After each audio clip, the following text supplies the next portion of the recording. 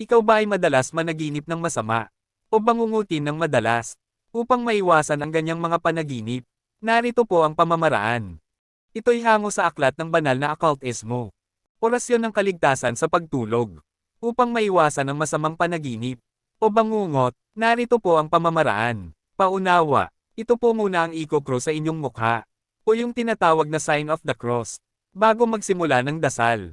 Crocs, Santi, Pater, Benedicte. Narito po naman ang dasal. Diyos Amang nakaluklok, Diyos Inang nakasukob, Diyos Espiritu Santo, na sa akin ay sumakop. Ako po ngayon ay matutulog. Ang sandata ko po ay krus.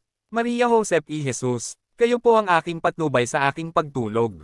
At ulitin ang pagkukross, o yung tinatawag na sign of the cross, ng salitang, Crocs, Santi, Pater, Benedicte, at pagkatapos ay matulog ka na. Paalala, gawin lang po ng tama. At may paniniwala, at pananampalataya, makakamit po ninyo ang bisa. God bless.